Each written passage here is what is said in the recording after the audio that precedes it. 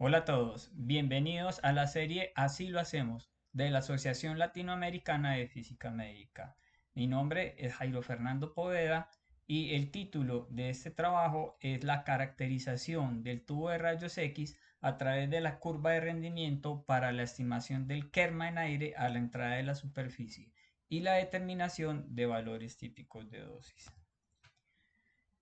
Este procedimiento ha sido elaborado por los físicos médicos Jairo Fernando Poveda y Jason Eduardo Vivas del Hospital Pablo Tobón Uribe de la ciudad de Medellín en Colombia y ha sido apoyado por la Mesa de Trabajo en Radiología de la Asociación Colombiana de Física Médica, mesa de trabajo a la cual pertenecemos.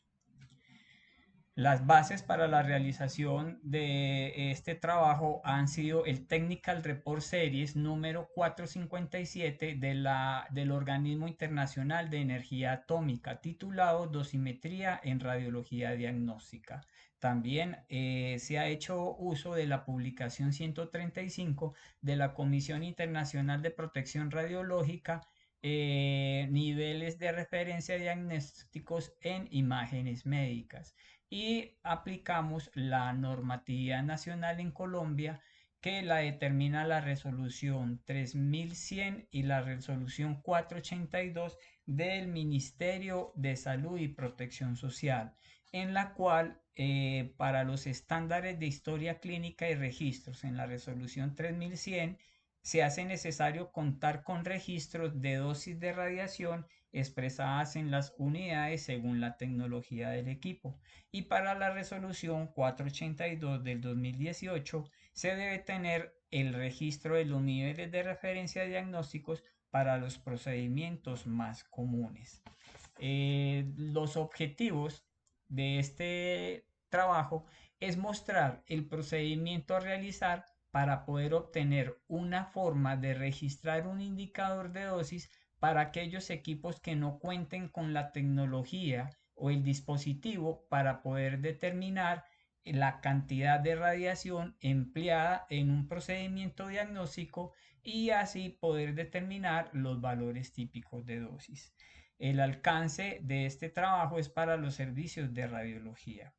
Dentro de los antecedentes y una problemática en la que se enmarca es que una gran cantidad de equipos de rayos X de la región no cuentan con los dispositivos para el registro del indicador de dosis al paciente, lo que imposibilita saber las dosis de los pacientes y poder realizar procesos de optimización en caso que aplique. Por otra parte, se genera el incumplimiento de los requisitos de habilitación para los servicios de radiología e imágenes diagnósticas en cuanto al que no hay un registro de estas cantidades de radiación, y a la vez impide la determinación de los valores típicos de dosis, y con esto no se pueden establecer niveles de referencia a diagnósticos a nivel nacional.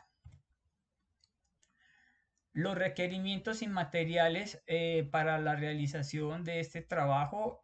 son equipos de rayos X que no cuenten con la cámara de ionización para el registro del indicador de dosis.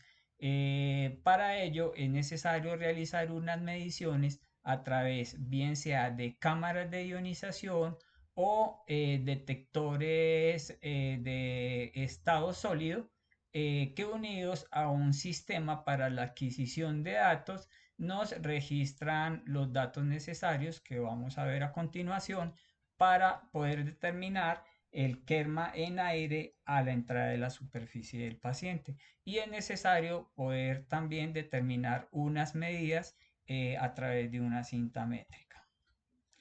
Dentro del personal involucrado están los físicos médicos, quienes son las personas que realizan este procedimiento, pero también están los tecnólogos en imágenes diagnósticas, que no solo son los encargados de realizar los estudios y la adquisición de imágenes, sino también el registro de las cantidades o indicadores de radiación, así como los médicos radiólogos. En el documento de la ICRP 135 nos mencionan que todo el personal que está involucrado en la adquisición de una imagen deben estar familiarizados con las cantidades y los niveles típicos de dosis de cada una de las instituciones. Tenemos aquí que dentro de las condiciones de seguridad y cuidado para el desarrollo de este trabajo debemos realizar un control de calidad previo al equipo de rayos X y tener los instrumentos de medida calibrados, los que son las cámaras de ionización o el sensor multidetector. Para la metodología se realizaron los procedimientos establecidos en el Código Internacional de Práctica para la dosimetría en radiología diagnóstica. Dentro de esta metodología encontramos que en las principales cantidades para la dosimetría del paciente en radiología general son el kerma en aire incidente, el kerma en aire a la superficie de entrada y el producto kerma área en aire. Esta es la tabla que nosotros podemos encontrar en el documento 135 de la ICRP, en la cual no podemos observar que para radiología las cantidades recomendadas son el kerma en aire a la entrada de la superficie en unidades de miligray y el producto kerma área en unidades de miligray por centímetro cuadrado.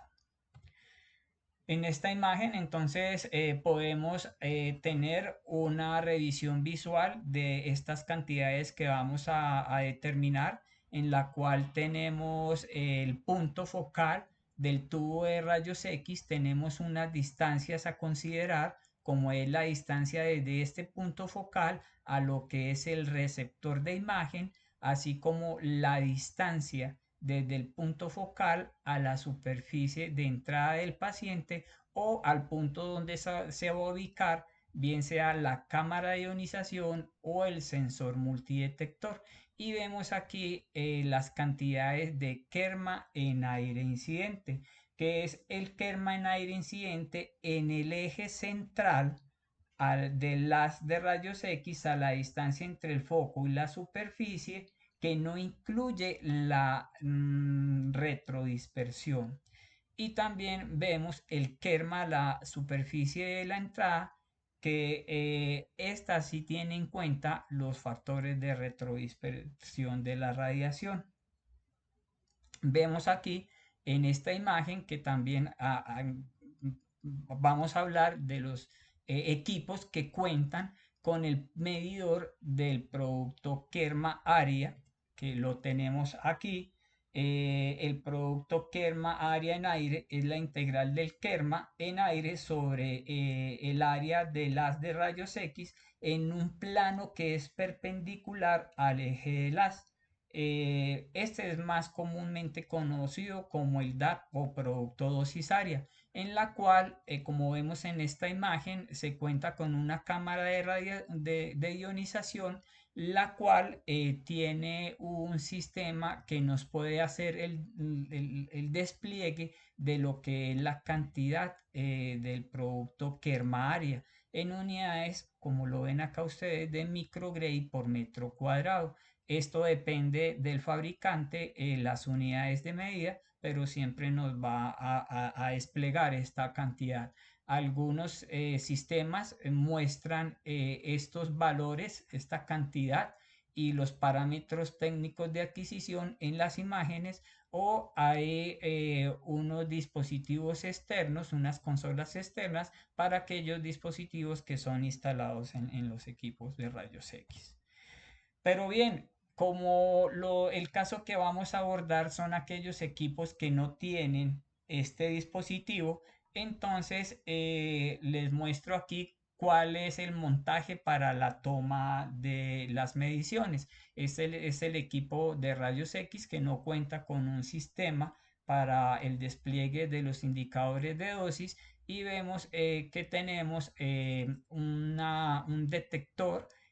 conectado a un sistema de adquisición de datos que va a una computadora para que nos haga las mediciones del kerma en aire incidente. Tenemos en cuenta lo que va a ser el tamaño del campo para tener relación con el factor de retrodispersión. Y el primer paso entonces va a ser el cálculo del kerma en aire en el punto donde establecimos este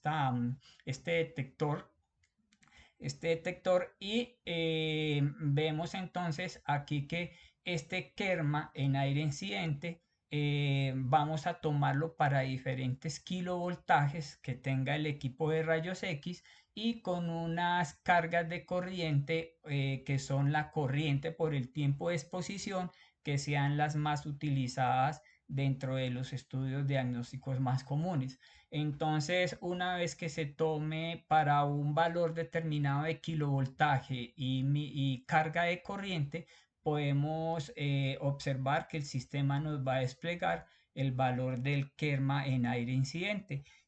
Cuando utilizamos cámaras de ionización, tenemos que tener en cuenta que hay factores de corrección que han de tenerse en cuenta, como el factor de presión y temperatura, el factor de calibración de la cámara y el factor K sub Q, que es un factor que corrige las diferencias en la respuesta del dosímetro a la calidad de calibración que ha sido determinada. Este es el primer paso entonces que se debe realizar con el cálculo del kerma en aire. Luego, a partir de estas mediciones, vamos a hallar el valor del rendimiento del tubo a la distancia en donde colocamos el detector. El rendimiento del tubo de rayos X, entonces, se mide para ese conjunto representativo de kilovoltajes y cargas del tubo que se muestren adecuadamente para los parámetros de exposición del paciente. Se sugiere que sean suficientes mediciones, unas 3 o 4 cargas, valores de cargas del tubo y mínimo 3 o 4 valores de voltaje del tubo. Tenemos que la expresión que nos determina el valor del rendimiento va a ser entonces el kerma en aire incidente sobre el valor de la carga de la corriente aplicada al tubo, que es la corriente por el tiempo de exposición. El tercer paso va a ser entonces la evaluación indirecta del kerma en aire, en aire incidente. Para la determinación de este valor vamos a tener en cuenta entonces la ley del cuadrado inverso que se utiliza para calcular el kerma en aire incidente a partir del rendimiento. Y vemos entonces que este valor del kerma en aire incidente va a estar entonces determinado por este conjunto de distancias D, que es la distancia desde el punto focal hasta donde ubicamos nuestra cámara de ionización o nuestro detector. Vamos a tener la distancia desde el punto focal hasta donde tenemos nuestro sistema de adquisición de imágenes, que puede ser un flat panel, un detector o un chasis de fósforo. Y tenemos algo muy importante y es el espesor del paciente, que lo podemos establecer a partir de una medida precisamente del paciente. Son 3 distancias que tenemos que determinar adecuadamente para poder determinar este valor del kerma en aire incidente. Como un paso siguiente, tenemos entonces el cálculo del kerma en aire en la superficie de entrada, en la cual, como lo ven en esta expresión, es un factor que viene incluido dentro de esta cantidad y es el factor de retrodispersión. Este factor de retrodispersión, en la literatura se encuentran factores de retrodispersión que son adecuados para su uso en radiología diagnóstica. Algunos han sido medidos, otros han sido calculados mediante métodos de Monte Carlo basados en maniquís homogéneos o antropomórficos. Y aquí vemos entonces, esta es una tabla de uno de los anexos del documento que hemos venido siguiendo, Y vemos que este factor de retrodispersión va a depender del kilovoltaje aplicado al tubo, de la filtración, que tiene en cuenta pues la calidad del haz y también del tamaño de campo. Entonces, a la hora de poder seleccionar el factor de retrodispersión ideal, hemos de tener en cuenta estos factores. Dentro de los análisis y resultados, entonces aquí podemos ver una tabla que se ha digitalizado en Excel, donde hemos colocado los valores de los kilovoltajes a los cuales fuimos tomando medidas. Estos kilovoltajes iniciamos desde 50 hasta 133. Los equipos de radiología convencional tienen kilovoltajes que van desde 40 a 150 y hemos seleccionado diferentes cargas de corriente que han sido seleccionadas como las más utilizadas en los estudios de rayos X. El sistema entonces nos ha determinado para cada una de las mediciones el valor del HBL y se han tomado dos mediciones para las cuales hemos tomado el promedio. Como utilizamos un detector semiconductor, los factores de presión y temperatura y el factor K son de 1, con lo cual entonces finalmente tenemos para cada uno de estos kilovoltajes medidos, hemos calculado el valor del rendimiento en términos de miligrey sobre MAS para cada una de las mediciones que se realizaron, para cada valor promedio de estas mediciones. Paso seguido, se realizó una gráfica del rendimiento en función del kilovoltaje aplicado, y se realizó un ajuste a la curva que nos generó, y se hizo un ajuste polinomial de orden 2 para poder tener estos coeficientes A, B y C, que los vamos a utilizar para poder determinar los valores del rendimiento de cualquier kilovoltaje por interpolación para realizar cálculos del kerma a la entrada de la superficie que sean utilizados durante la adquisición de los estudios.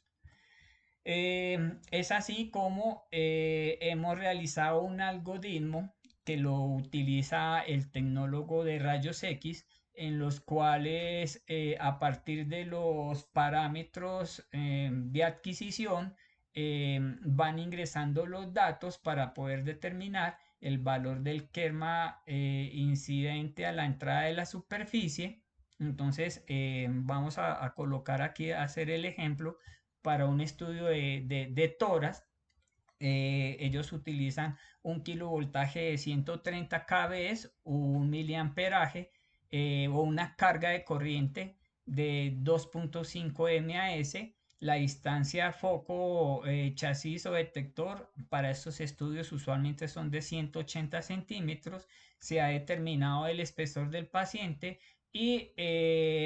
tenemos aquí que para cada uno de los equipos de los cuales no cuentan con el dispositivo, pues se tiene que hacer este ajuste, es decir, que para cada uno de estos equipos se han hecho las mediciones que hemos visto y se han determinado para cada uno de ellos estos factores que son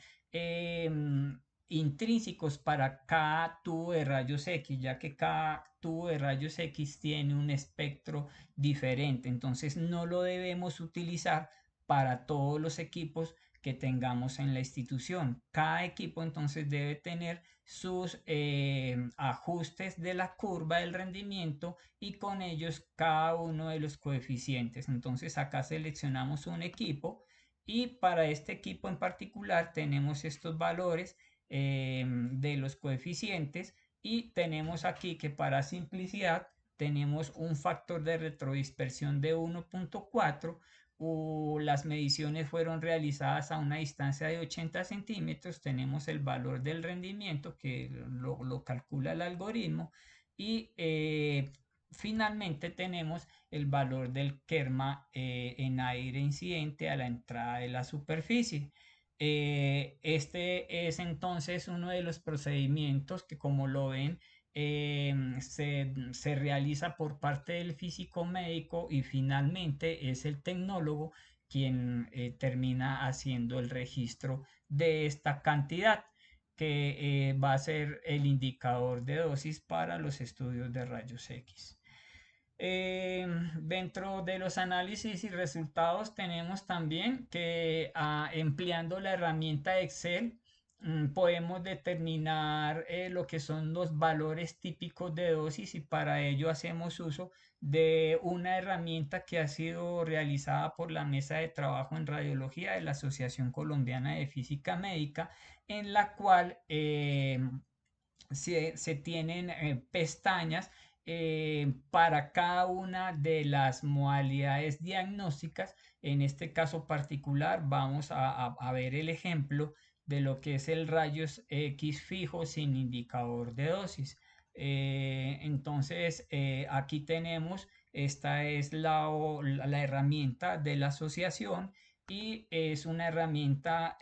basada entonces en Excel, en la cual aquí tenemos información que va a ser importante para el diligenciamiento de esta hoja. Tenemos información del equipo, del modelo y de la serie. Y en esta parte tenemos los parámetros de ajuste para el rendimiento del tubo, en los cuales vemos que aquí se colocan esos parámetros para poder que la hoja nos pueda determinar aquí automáticamente lo que va a ser el rendimiento y el kerma en aire incidente. Entonces, si ponemos un espesor de 45 centímetros, un voltaje de 130 kV, aquí ya tenemos el valor del rendimiento y para una carga de 4 MAS, entonces nos determina el valor del rendimiento. Así hacemos uso de esta hoja. Entonces aquí ya muestro una hoja completamente diligenciada para estudios de rayos X de tórax, en la cual se ha diligenciado valores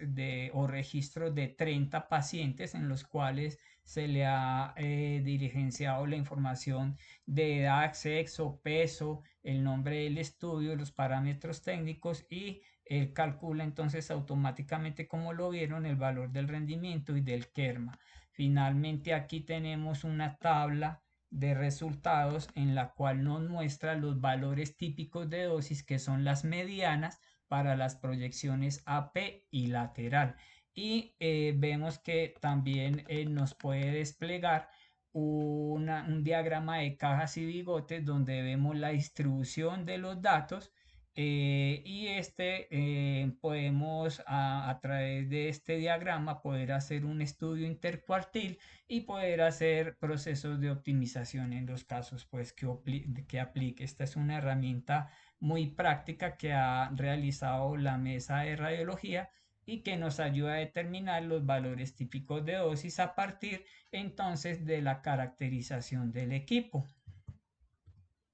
Bien, entonces, dentro de los análisis y resultados, ¿qué incertidumbres vamos a tener? La incertidumbre en la medición del kerma en aire incidente para exámenes de pacientes en radiografía general es similar a la incertidumbre estimada en mediciones con Phantom. Para dosímetros de diagnóstico, esta incertidumbre está aproximadamente en el rango entre los 5 a los 12% dependiendo del escenario, y hay una incertidumbre adicional en una evaluación indirecta del kerma en aire en la superficie que proviene de los factores de retrodispersión, que oscila aproximadamente entre el 6 y el 13%.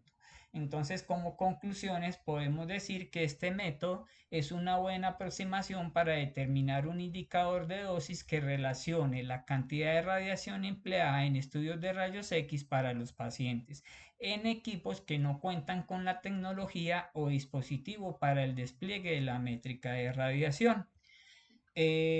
Pues muchísimas gracias al fin por la oportunidad que nos da a los físicos médicos de poder compartir lo que hacemos en nuestras instituciones. Estos son los medios de las redes sociales de la asociación los invitamos para que los consulten y por último también los invitamos a participar del 10º Congreso Latinoamericano de Física Médica que se va a realizar del 9 al 12 de marzo del 2025 en Antigua Guatemala, Guatemala, en el cual tiene como consigna conquistando el futuro de la física médica. Bueno, muchas gracias y hasta pronto.